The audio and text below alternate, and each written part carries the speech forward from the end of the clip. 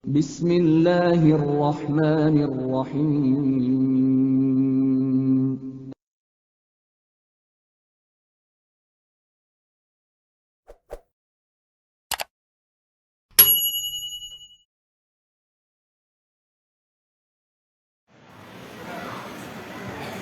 Assalamualaikum warahmatullahi wabarakatuh.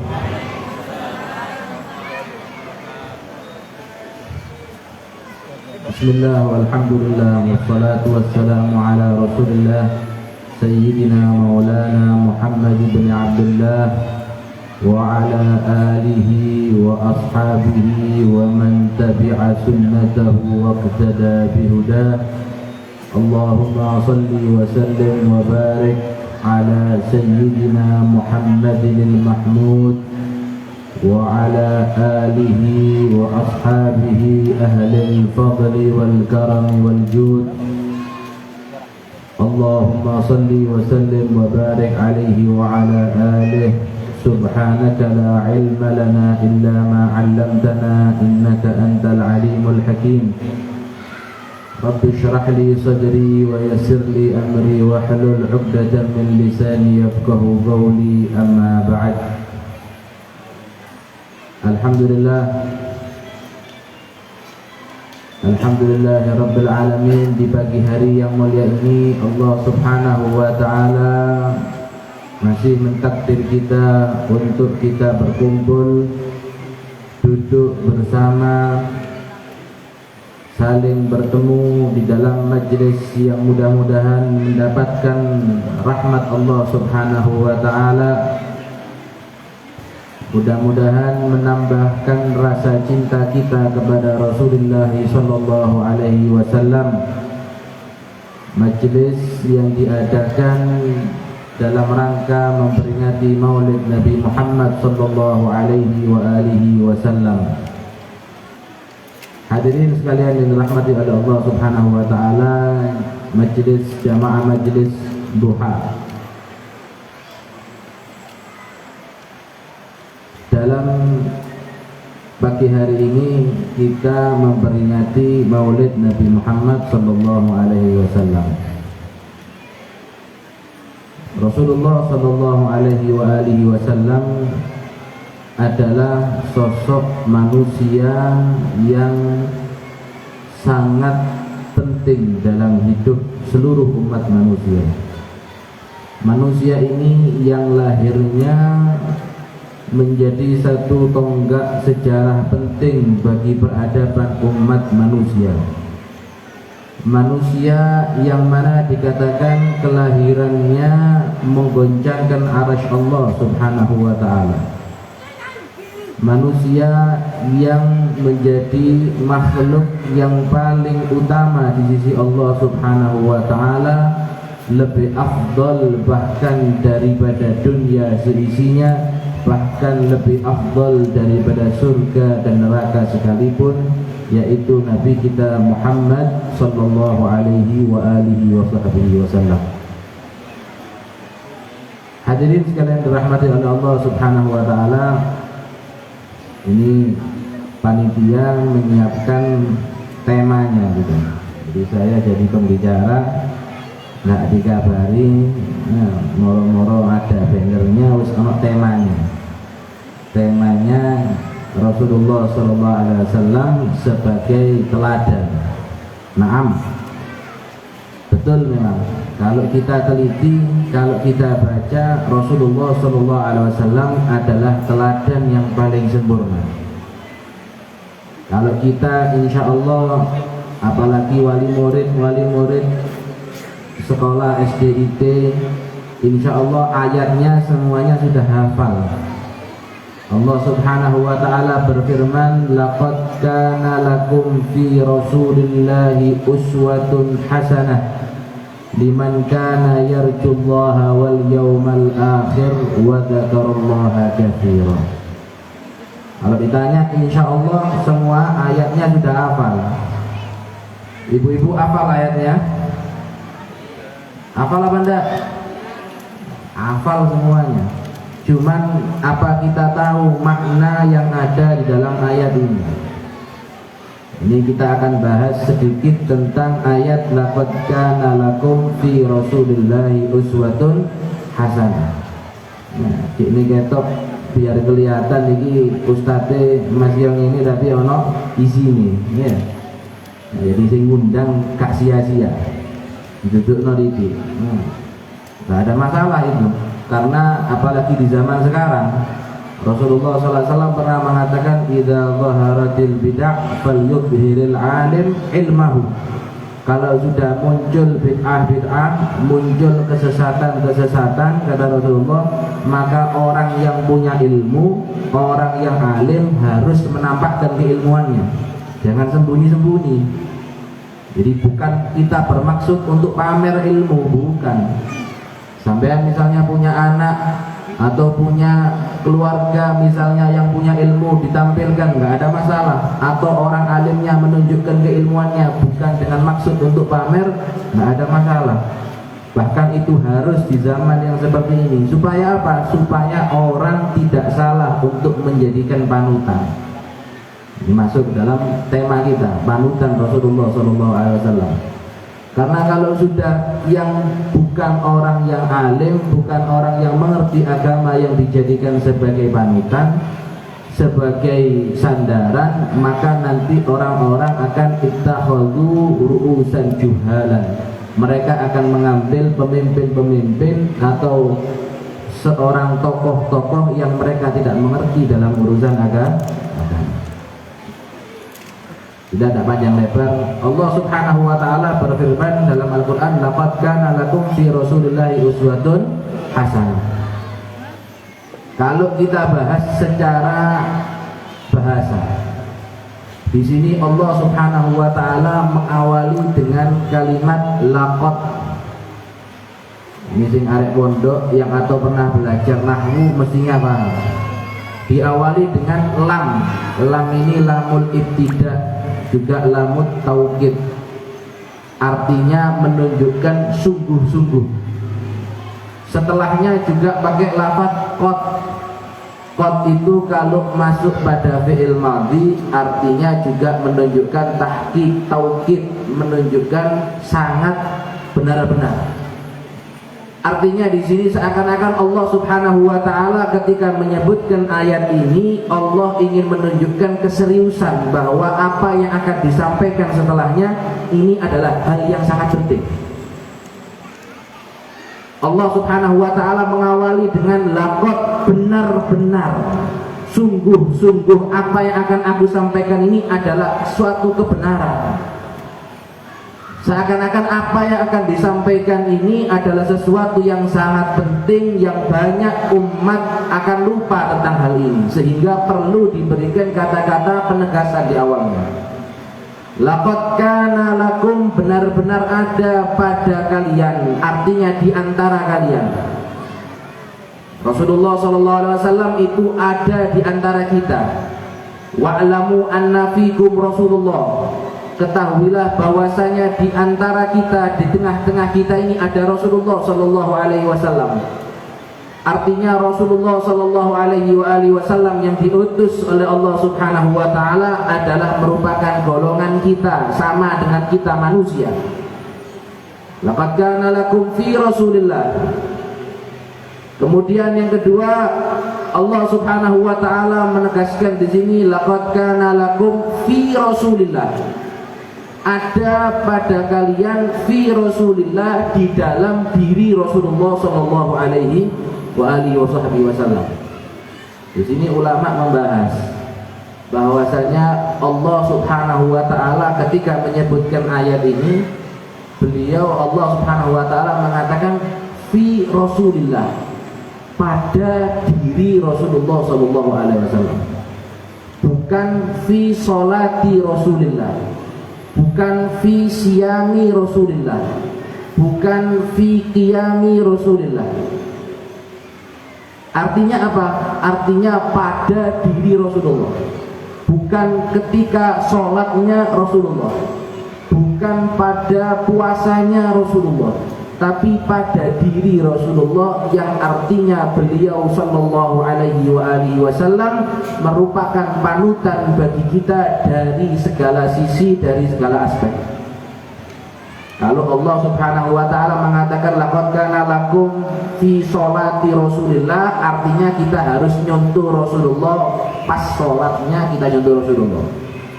Kalau Allah Subhanahu wa taala mengatakan laqad kana lakum fi siyami Rasulillah, artinya kalau kita puasa kita nyontoh Rasulullah selain puasa Rasulullah.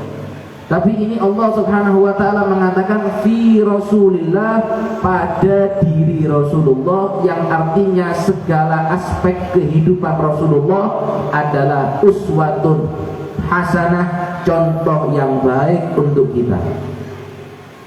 Karena mohon maaf, sekarang ini banyak orang yang mengotak-ngotakkan ajaran agama Islam. Seakan-akan kalau kamu mau sholat ikut Rasulullah, kalau kamu mau puasa ikut ajarannya Rasulullah, kalau kamu mau zakat ikut ajarannya Rasulullah, tapi kalau kamu dagang jangan ikut Rasulullah. Kalau kamu mau berpolitik jangan ikut caranya Rasulullah SAW. Kalau kamu mau jadi pemimpin, gak usah ikut ajaran Rasulullah SAW.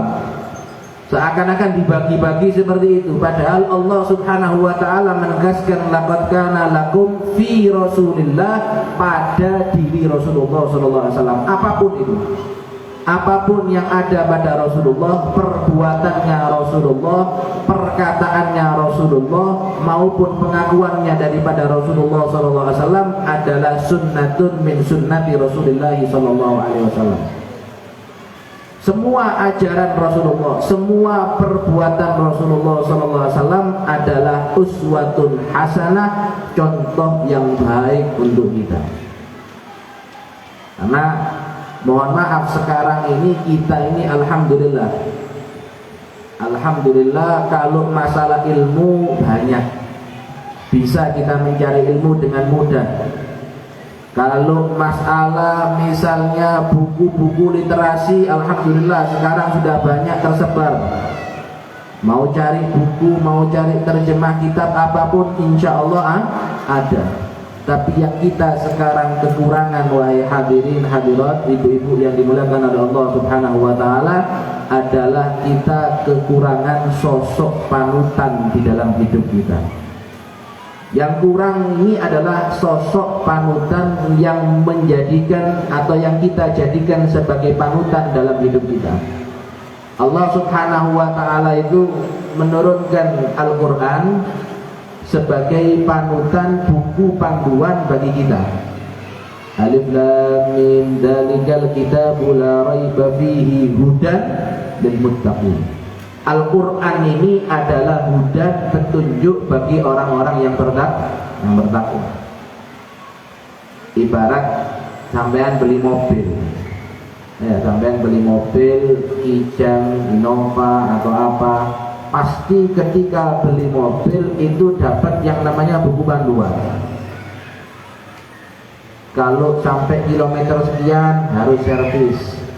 Kalau muncul lampu indikator ini berarti ada masalah di akinya. Kalau keluar bunyi seperti ini berarti ada masalah ini. Semua ada buku panduannya. Tujuannya apa? Supaya kalau ada apa-apa kita tahu, oh ini ada masalah seperti ini. Kemudian masih ditambahi ketika kita beli dagingnya, itu biasanya ada sales atau pegawainya yang menjelaskan kepada kita, Pak, ini Pak, mobil harus diisi bensin karena mesinnya ini bensin. Kalau mesinnya bensin kita isi solar, ya rusak mobilnya. Dijelaskan sama orangnya. Kalau ini Pak, dijelaskan secara terperinci. Kalau perlu diajarkan sama orangnya, ini Pak cara nyalakan seperti ini, cara kalau mau ngerem seperti ini, dijelaskan supaya kita mengendarainya selamat. Sama Allah Subhanahu wa ta'ala menciptakan kita di atas dunia ini tidak untuk sia-sia. Apa dikira kita ini diciptakan oleh Allah Subhanahu wa ta'ala di atas dunia kemudian untuk sia-sia, nggak ada tujuannya? Apa hasibtum annama khalaqnakum 'abathan wa annakum ilaina la turja'un? Apakah kamu menyangka bahwasanya aku ini Allah menciptakan kalian makhluk kemudian abadan sia-sia dan kamu gak akan dikembalikan kepada Allah untuk dimintai pertanggungjawaban? Pastinya kita akan mati dan akan dimintai pertanggungjawaban oleh Allah Subhanahu wa taala. Dan Allah tidak akan membiarkan kita sia-sia seperti itu. Kita hidup di atas dunia diberikan buku panduan yang namanya Al-Qur'an. Yang menjelaskan Al-Qur'an adalah Muhammad Rasulullah sallallahu alaihi wasallam. Sehingga ketika Sayyidah Aisyah radhiyallahu anha, ketika beliau ditanya, "Sifni Rasulullah," wahai Sayyidah Aisyah, sifatkan kepada aku Rasulullah. Gimana sih Rasulullah itu? Rasulullah sallallahu alaihi wasallam itu bagaimana sih? Kata Sayyidah Aisyah menjawab dengan jawaban yang singkat, "Apakah kamu membaca Al-Qur'an?" Kata Sayyidah Aisyah, "Iya, kami baca Al-Qur'an." Karena khuluquhul Qur'an, akhlaknya Rasulullah sallallahu alaihi wasallam adalah Al-Qur'an. Jadi Allah Subhanahu wa taala itu mengutus Rasulullah sallallahu alaihi wasallam adalah untuk kita ikuti ajarannya, untuk kita ikuti sunnah-sunnahnya. Hadirin sekalian dirahmati oleh Allah Subhanahu wa taala, kalau kita melihat bagaimana keteladanan Rasulullah sallallahu alaihi wasallam dalam kehidupan, sangat luas sekali. Apa yang bisa kita ambil? Akhlaknya beliau sempurna. Bagaimana kemudian beliau sempurna, ibadahnya beliau sempurna, bagaimana zakatnya beliau, sedekahnya beliau sallallahu alaihi wasallam. Karena ajwadu minar rihil mursalah, Rasulullah sallallahu alaihi wasallam itu lebih dermawan, lebih loman bahkan daripada angin yang berhembus. Angin itu pokoknya ada lubang kecil pasti keluar. Ini bapak ngerti, biasanya ban itu biasanya bocor halus. Itu tidak kelihatan lubangnya itu. Tapi apa? Angin bisa keluar ada di situ. Begitu pula ibaratnya kebaikan Rasulullah SAW ajwadu, bahkan lebih baik. Tidak ada sedikit pun celah beliau SAW untuk berbuat baik, pasti beliau kerjakan. Sampai diceritakan pernah Rasulullah SAW itu sekali waktu sudah masuk kamar, sudah mau tidur, sudah mapan bersama Sayyidah Aisyah radhiyallahu anha. Sudah tempat tidur, sudah beliau mau tidur. Ketika beliau mau tidur, tiba-tiba terbangun. Tiba-tiba beliau bangun. Kaget Sayyidah Aisyah. Kenapa Rasulullah? Langsung beliau ngambil bajunya keluar. Setelah Rasulullah keluar, kembali. Ketika kembali Rasulullah SAW dalam keadaan mukanya lega. Ditanya sama Sayyidah Aisyah, "Ya Rasulullah, dari mana engkau? Kok malam-malam hari ini keluar kemudian kembali dengan wajah yang kelihatan plong, lega begitu?" Kata Rasulullah SAW, "Wahai Aisyah, aku tadi ketika sudah meletakkan kepalaku berbaring, aku teringat di kantongku ada uang 20 dirham. Kalau sekarang mungkin 200.000. Ada uang 200.000 wahai Aisyah. Terus kemudian aku ingat, jangan-jangan ini uang ada orang yang membutuhkan di luar. Saya tidak mau menyimpan uang sedikit pun dalam rumah saya. Saya takut ini uang ada yang membutuhkan daripada umat Islam di luar. Kemudian saya tahan ada di sini, akhirnya mereka membutuhkan. Sekarang saya sudah keluar, saya sudah sedekahkan kepada orang yang membutuhkan. Sekarang saya lega wahai Aisyah." Ini Rasulullah SAW. Kalau punya uang di rumahnya, sumpah sama seperti kita, insya Allah ya. Ibu-ibu ya bang, lek ono duit sumpah ya, lek duit akeh sumpah ya Allah, kok duitku 10 juta ya Allah. Ya. Apalagi sekarang tanggal berapa? 29. Waduh, tanggal tua ini. Ibu-ibu tanggal tua ini paling seneng guys. Ya paling seneng. Wis gawe belanja entek, duwe beras entek, ngenteni tanggal 1 gak teko-teko, alhamdulillah paling seneng. Seperti Rasulullah SAW. Ya, kalau kita kebalikannya, tidak punya uang, sumpah. Ya, memang beda kita kelasnya sama Rasulullah Shallallahu Alaihi Wasallam. Sampai pernah diceritakan Rasulullah itu beliau dapat kiriman uang dari Bahrain. Tahu Bahrain sampai? Bahrain itu negara di Arab. Sampai sekarang namanya juga Bahrain. Mulai dulu namanya Bahrain. Itu negara kaya mulai dulu. Mulai zamannya Rasulullah sudah terkenal negara kaya. Ketika itu Rasulullah SAW dapat kiriman dari Raja Bahrain, emas berkarung-karung. Emasnya kiriman dari Raja Bahrain itu berkarung-karung. Jadi wong sugih. Ya, memang orang kaya ya, kirimannya apa? Banyak. Itu Masya Allah. Jadi Nabi ini memang nabinya orang banyak. Dengar Rasulullah SAW dapat kiriman emas banyak dari Bahrain, itu Masya Allah. Sholat subuh di Masjid Nabawi full.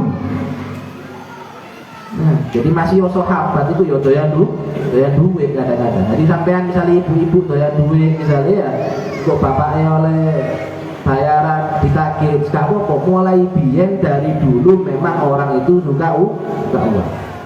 Dan Rasulullah tidak marah ketika itu. Dapat kiriman uang dari Bahrain, kemudian dilihat Masjid Nabawi itu kalau sekarang luas besar, dulu nggak begitu luas. Itu full sampai amber, meluber. Sholat subuh pada. Sholat subuh jamaahnya full sampai meluber. Setelah salam, assalamualaikum, Rasulullah berbalik badannya, ngelihat jamaah sholat subuh full kayak gitu, Rasulullah senyum. Nggak marah Rasulullah. Oh ini misalnya ya, kalau imamnya saya ya marah. Nah imamnya sampean apalagi. Biasa nih sebendino misalnya gak tahu sembahyang subuh, krungu duit teko saiki. Ya, dengar ada uang banyak, emas banyak, sekarang kamu datang. Ayo biar. Tapi ini Rasulullah SAW. Akhlaknya beliau sempurna. Wa innaka la'ala khuluqin azim. Akhlaknya Rasulullah itu di atas rata-rata akhlak semuanya. Melihat sahabatnya seperti ini Rasulullah tersenyum. Ka'annakum sami'tum, seakan ya sepertinya kamu sudah dengar ya. Ada uang datang dari Bahrain kata Rasulullah SAW. Ayo wis, enggak lama-lama, baris kata Rasulullah. Dan sahabat tahu Rasulullah ini bukan kayak orang sini misalnya ya, lek oleh duit didekep, lek perlu jangan ada yang tahu. Kalau perlu suaminya jangan tahu kalau saya punya uang misalnya. Dimasukkan dompet, dilebokno lemari, dikunci kalau perlu, dimasukno amplop, masukno selorokan, dikunci, ditutup, dikei klambi tidak perlu, supaya apa? Jangan sampai ada yang tahu. Tapi Rasulullah SAW tidak. Dan sahabat tahu karakternya Rasulullah. Ini Rasulullah itu kalau dapat uang pasti dibagi, tidak mungkin tidak. Akhirnya subuh datang dan Rasulullah melihat tersenyum. Kamu dengar sudah ya, kalau ada uang datang dari Bahrain. Ayo wis baris, penuhi hajatmu. Ikdi makuntum, ayo penuhi apa yang kamu hajatkan. Kamu kepingin beli apa, kepingin apa, penuhi semuanya. Dibagi sama Rasulullah SAW. Akhirnya antri sahabat semuanya, sekian, dapat sekian, dibagi. Dari mulai pagi sampai waktu duha. Mulai subuh Rasulullah SAW bagi sampai waktu duha. Itu bagi semuanya kebagian, roto, tidak ada yang tidak kebagian. Setelah bagi semuanya, capek Rasulullah, mari dong mbak, ya. Capek Rasulullah pulang beliau pulang, sahabat semuanya sudah pulang sudah. Ibu-ibu belanja nang Shopee, nang Lazada, cekpot ini ya. Yang bapak-bapak misalnya itu beras, itu iki, semuanya pulang sudah. Rasulullah SAW pulang ke rumahnya. Ketika Rasulullah pulang, dok-dok ke rumahnya Sayyidah Aisyah. Wahai Aisyah, saya habis kerja keras ini, mulai subuh bagi-bagi. Ada makanan enggak untuk saya makan? Lapar ini. Wong lek mari nyambut gawe itu luwe, Pak. Nah, habis kerja itu lapar. Makanya bapak-bapak lek pulang kerja itu ibu-ibu ya, ojo ditakoni macam-macam. Ya, biasanya pulang kerja itu lapar, wis subuh ono ngombe kayak ono panganan anteng. Soalnya orang pulang kerja itu biasanya lapar, capek. Rasulullah SAW ketika itu capek. Wahai Aisyah, ada makanan enggak? Ini habis pagi-pagi mulai pagi, wahai Aisyah. Kata Sayyidah Aisyah, loh, ya Rasulullah, justru saya ini lagi nunggu ya Rasulullah. Barangkali ada sisa 1 keping, 2 keping emas ya Rasulullah, saya berikan gandum, saya berikan makanan untuk makan ya Rasulullah. Loh, kata Rasulullah, kamu tidak mengingatkan wahai Aisyah, saya kalau sudah bagi-bagi lupa saya, bahkan diri saya sendiri saya lupa. Saya kalau sudah bagi sodako, bagi-bagi kepada orang saya lupa, bahkan diri saya sendiri saya lupa. Kamu tidak mengingatkan, nggak ada sisanya sekarang. Emas berkarung-karung itu habis sudah saya bagikan. Loh, ya sudah. Kalau gitu kita nggak makan. Satu Madinah, ibu-ibu semuanya malam hari itu dalam keadaan kenyang, kecuali rumah Rasulullah SAW dalam keadaan lapar. Satu kota semua dalam keadaan kecukupan, rumah Rasulullah SAW dalam keadaan kelaparan, karena beliau SAW lebih mendahulukan kita. Laqad ja'akum rasulun min anfusikum azizun 'alaihi ma 'anittum harisun 'alaikum bil mu'minina raufur rahim. Beliau SAW lebih mendahulukan orang mukmin, sangat semangat untuk bagaimana menyenangkan orang mukmin. Itu Rasulullah SAW itu sangat sayang kepada kita, dan ini panutan, wahai hadirin. Ini panutan bagi kita. Kalau kita mau jadi seorang pemimpin, dahulukan yang kita pimpin. Anda sebagai kepala keluarga, dahulukan keluarga Anda. Anda sebagai kepala misalnya sekolah, dahulukan guru-guru Anda. Jangan kita misalnya mentang-mentang jadi pemimpin, kemudian seperti Rasulullah dapat uang banyak, yang 1 karung ditaruh dulu di rumahnya. Lah, Rasulullah SAW bukan seperti itu. Inilah salah satu rahasia kenapa dakwahnya Rasulullah sukses walaupun 1400 tahun sampai sekarang masih berhasil.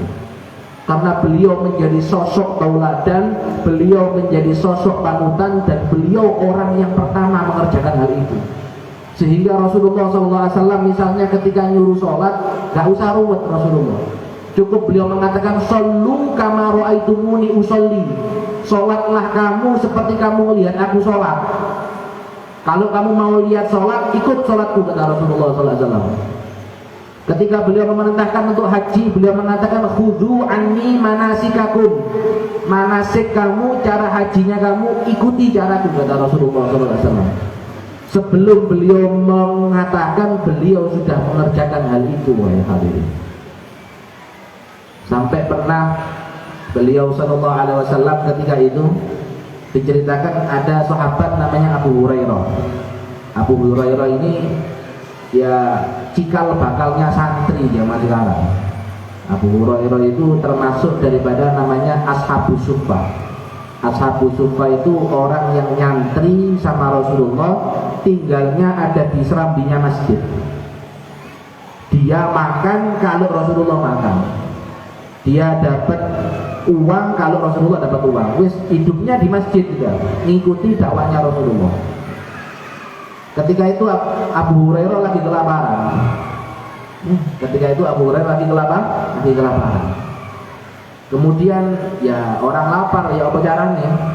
Cari makan. Akhirnya beliau keluar berharap barangkali diundang makan. Jadi sampean kalau kelihatan orang kelaparan, jangan dijak omong, ya diajak makan. Ketemu Sayyidina Abu Bakar As-Siddiq. Nah ini Abu Bakar, barangkali saya diundang makan di rumahnya. Kan lumayan lah, sekorawon tak apa misalnya. Ketemu Sayyidina Abu Bakar. Wahai Abu Bakar, gimana kabar kamu? Baik, alhamdulillah baik. Ditanyai begini. Abu Hurairah mancing. Abu Bakar, kamu tahu enggak gimana hukumnya ini gimana? Oh seperti ini hukumnya.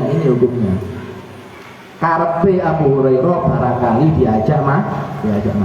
Nggak nyantol si Abu Bakar. Ketemu Sayyidina Umar bin Khattab. Wahai Umar, gimana kabar kamu? Alhamdulillah. Kamu gimana kabarnya? Alhamdulillah baik. Saya mau tanya, ini maksudnya hadisnya Rasulullah seperti ini apa? Oh, maksudnya seperti ini, seperti ini, seperti ini. Cuman basa-basi, tujuannya Abu Hurairah supaya diajak makan. Gak nyantol Umar bin Khattab. Luput lagi. Nggak lama keluar Rasulullah SAW. Kelihatan Rasulullah. Belum Abu Hurairah tanya, langsung Rasulullah tanya, wahai Abu Hurairah sudah makan kan? Ini perhatiannya Rasulullah SAW. Belum Abu Hurairah tanya basa-basi, langsung Rasulullah to the point. Kamu sudah makan Abu Hurairah? Belum ya Rasulullah. Ini saya mulai kemarin belum makan ya Rasulullah. Kata Rasulullah SAW, sama. Saya keluar ini karena lapar, 3 hari saya belum makan.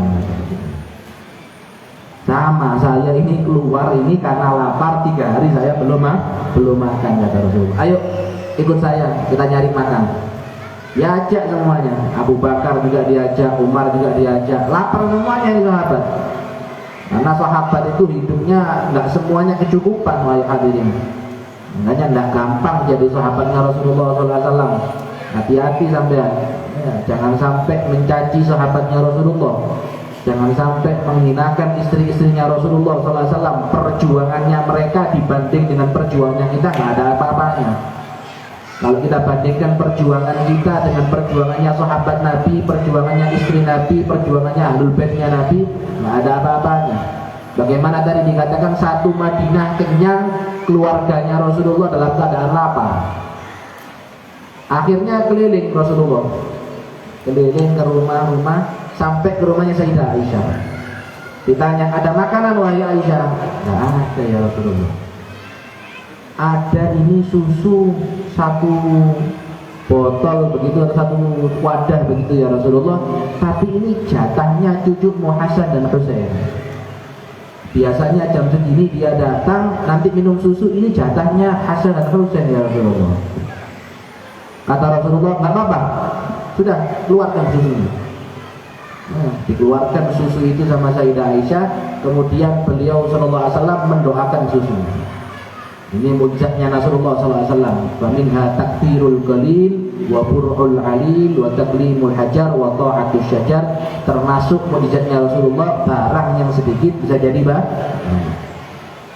Akhirnya didoakan sama Rasulullah SAW. Ayo wahai Abu Hurairah, itu konco-koncomu, teman-teman kamu yang di masjid, panggilin semua ya Abu Hurairah. Katanya Abu Hurairah, sak masjid ya Rasulullah. Iya sudah. Itu ashabus sufa yang ngemper-ngemper itu ada 40 orang, ajak semuanya. Susu sak botol mau diminum 40 orang ya Rasulullah. Sudah ajak. Katanya Abu Hurairah, ini belum tentu kenyang, 40 orang disuruh ngajak. Iya ya Rasulullah. Ya, lemes lah Abu Hurairah. Tidak kebagian kan itu.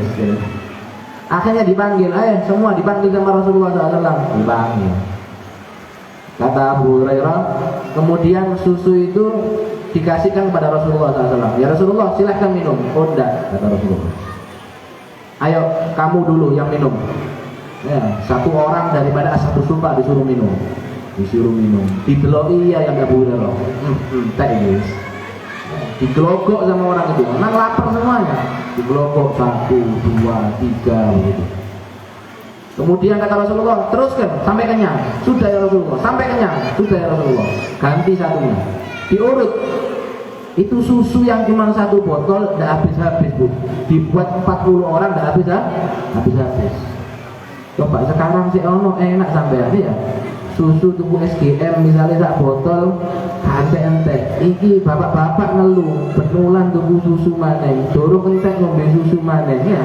Ini Rasulullah SAW 1 botol cukup untuk 40 orang sallallahu alaihi wa alihi wasallam.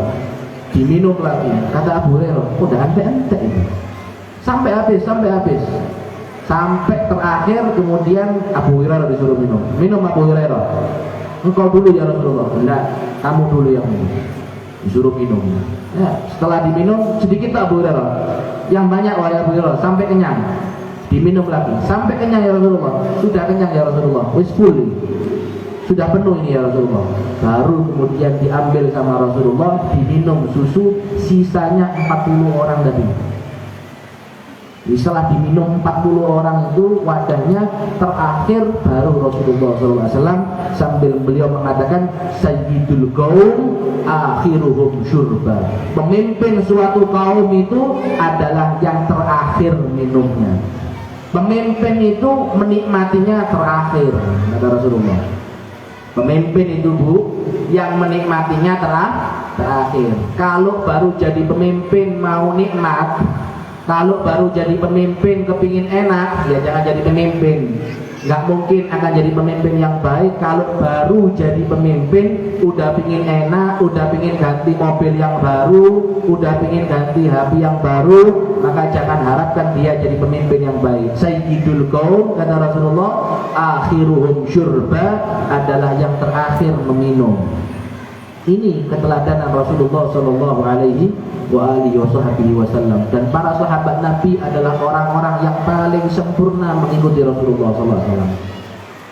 Oleh karena itu kita, terutama sebagai orang tua, ketika kita mendidik anak kita, ajarkan kepada anak kita keteladanan. Misalnya kita ini majelis duha, kita ingin anak kita ahli sholat duha, ya kita harus istiqomah sholat duha dulu. Jangan kita ngajarkan anak kita, nak kamu istiqomah ya sholat duha, tapi ayah ibunya nggak pernah sholat duha, nggak mungkin diturut sama anaknya. Misalnya kita mengajarkan, yang bapak-bapak mengajarkan, nak kalau maghrib, kalau isya jamaah di masjid ya, tapi kita nggak pernah jamaah di masjid, anaknya disuruh berangkat, ayahnya sholat di rumah, maka jangan harap dia akan istiqomah ke masjid. Mungkin pamitnya berangkat ke masjid, tapi dia belok main Mobile Legend atau main apa mungkin. Wallahu a'lam bishawab.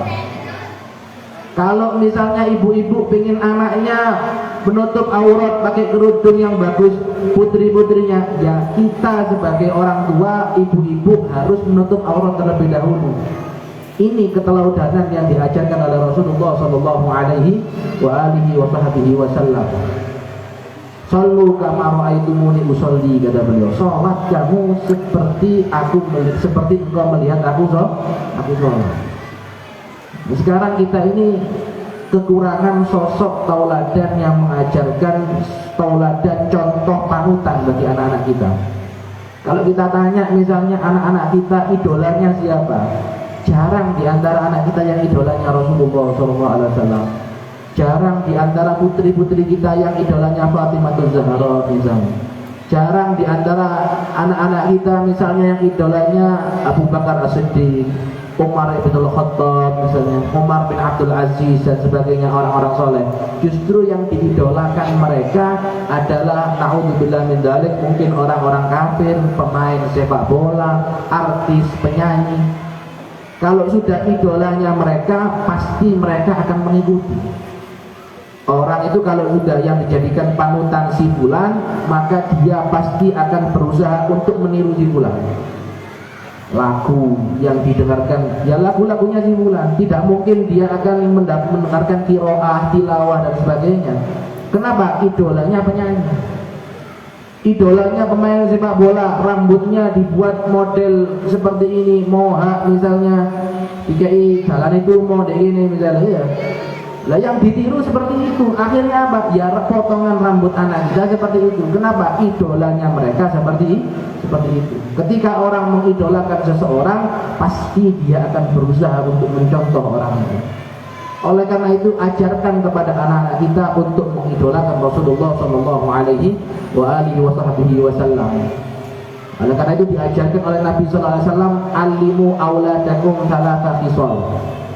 Terakhir ini pesan Rasulullah SAW kepada kita untuk yang kita ajarkan kepada anak kita 3 hal. Alimu auladakum salasa khisal, ajari anakmu 3 hal. Apa itu? Yang pertama, hubbi nabiyikum, cinta nabi kamu. Pupuk kepada anak kita mulai dari kecil, ajarkan mereka cinta kepada Nabi SAW. Ajarkan kepada anak kita mulai kecil cinta Rasulullah Shallallahu Alaihi Wasallam. Tidak mungkin cinta itu akan tumbuh dengan spontan, begitu, nggak mungkin.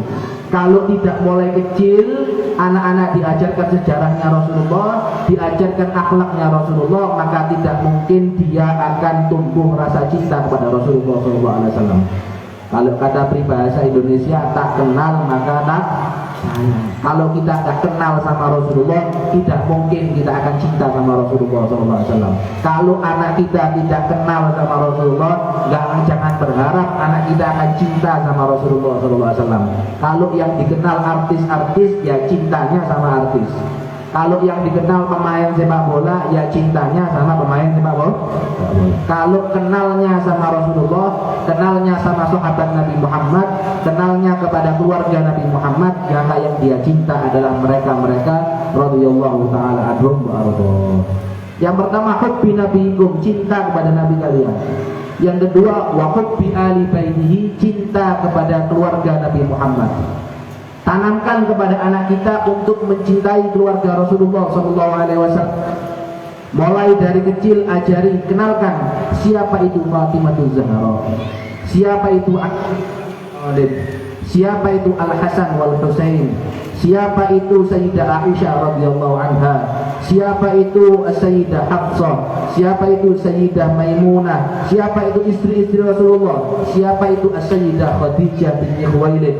Bagaimana perjuangan dia berjuang bersama Rasulullah Sallallahu Alaihi Wasallam. Kenalkan kepada mereka supaya tumbuh dalam hati mereka cinta kepada keluarga Rasulullah Sallallahu Alaihi Wasallam. Yang ketiga, wa tilawatil Quran, ajarkan kepada anak-anak kita mulai dari sejak dini untuk mereka membaca Al-Quran, mempelajari Al-Quran. Karena kalau mulai dari kecil anak itu diajari cinta sama Al-Quran, biasa membaca Al-Quran, maka insya Allah ketika dia tumbuh dewasa dia akan menjadi ahlul Quran. Sampai diceritakan dulu itu terakhir bagaimana orang-orang dulu mengajarkan ketauladanan. Dulu itu di Hadramut ada seseorang yang bernama Al-Imam Abdurrahman As-Saqaf. Al-Imam Abdurrahman As-Saqaf bin Muhammad Maulad Dawila. Ini punya anak laki 13. Anak lakinya toh 13. Ibu-ibu siap punya anak 13. Nah, ini anaknya 13 dan semuanya jadi orang hebat. Semuanya jadi wali min auliyaillah. 13-13-nya semuanya jadi orang hebat. Kata salah satu anaknya yang bernama Umar Mehbar, beliau berkata, dulu ketika aku masih kecil, ini bagaimana beliau menjaga waktu antara maghrib dan isya. Karena waktu antara maghrib dan isya ini waktu yang sangat istimewa. Kita mungkin yang seumuran ini atau di atasnya kita mungkin masih ingat, kalau sudah maghrib jangan sampai nggak di rumah. Adzan maghrib jangan sampai nggak di rumah, atau minimal di musola atau di TPJ. Kalau enggak, habis sudah. Itu gagang sapu, penjalin, penebah bisa melayang. Kenapa? Pendidikan orang tua dulu. Kalau antara maghrib dan isya ngaji. Ini beliau kata Umar Mahdor, dulu saya waktu kecil itu saya antara maghrib dan isya saya ini pengen main. Beliau masih kecil, aku pengen main. Terus kemudian aku pengen main, aku pergi ke ayahku. Ketika aku datang ke ayahku, aku dapati ayahku sholat ada di mihrabnya, di paimamannya. Tidak bisa dijak main ini, khusyuk lagi sholat, lagi ruku, lagi sujud. Akhirnya aku tidak kehabisan akal, kata beliau. Aku pergi ke ibuku. Ketika aku datang ke ibuku, ternyata ibuku lagi khusyuk berzikir kepada Allah, baca tasbih, baca istighfar, baca sholawat kepada Rasulullah SAW. Akhirnya ini nggak bisa dijak main. Aku pergi, faidah dhahabtu ila a'mami. Aku pergi ke paman-pamanku, Pak Le, Pak D, ini iso dijak dolen. Pergi ke pamanku, ternyata mereka ya'tadifuna fil masajid, lagi iktikaf di masjid. Gagal lagi man. Akhirnya apa? Gak kehabisan akal. Namanya anak kecil, pengen main. Fa idza dhahabtu ila ikhwani, aku pergi ke saudara-saudaraku, teman-temanku, ternyata mereka lagi yatadarosun Al-Quran, lagi membaca Al-Quran antara maghrib dan isya. Semua lingkungannya mengajak untuk taat kepada Allah Subhanahu wa ta'ala. Kata beliau, akhirnya saya nggak punya jalan sudah. Akhirnya saya ngambil sajadah, saya sholat di belakang ayahku, dan mulai sejak itu sampai sekarang saya tidak pernah main di antara maghrib dan isya. Akhirnya jadi anak-anaknya 13 menjadi orang-orang hebat semuanya di sisi Allah Subhanahu wa ta'ala. Tanpa beliau menyuruh, tanpa beliau memerintah, dijadikan sebagai panutan, dia sendiri mengerjakan, baru anaknya otomatis akan ikut dengan ajaran daripada orang tuanya.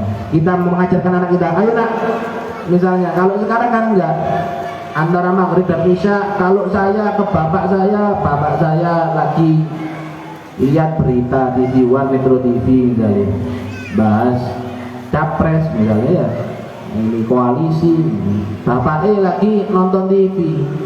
Pak idza dhahabtu ila ummi, kalau saya pergi ke ibu saya, ibu saya lagi nonton Ikatan Cinta misalnya, atau lendak lagi scrolling TikTok misalnya, Instagram, lihat-lihat Shopee misalnya. Ya jangan harap anak kita akan jadi ahli Al-Quran. Jangan harap putra-putri kita akan jadi orang yang mengerti dengan Al-Quran. Kita dulu ajarkan antara maghrib dan isya baca Al-Quran. Otomatis anak kita pasti akan ikut dengan apa yang kita kerjakan. Mudah-mudahan berkahnya Maulid Nabi Muhammad SAW, berkahnya Rasulullah SAW, kita dijadikan ahli Al-Quran. Mudah-mudahan anak-anak kita dijadikan anak-anak yang saleh dan salihah, dijadikan penerus Rasulullah SAW, perjuangan Rasulullah SAW, dan mudah-mudahan kita dan anak-anak kita semuanya diberikan anugerah oleh Allah Subhanahu wa ta'ala untuk bisa mencintai Rasulullah, mencintai keluarga Rasulullah, mencintai sahabat Rasulullah, dan mengikuti jalan daripada Rasulullah SAW, sunnah-sunnah Nabi Muhammad SAW. Ada ini wal afu minkum. Assalamualaikum warahmatullahi wabarakatuh.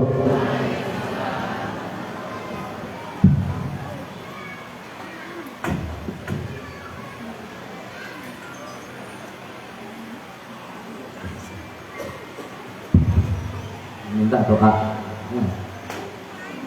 Bismillahirrahmanirrahim. Alhamdulillahirabbil alamin. Allahumma shalli wa sallim ala sayyidina Muhammad wa ala ali sayyidina Muhammad.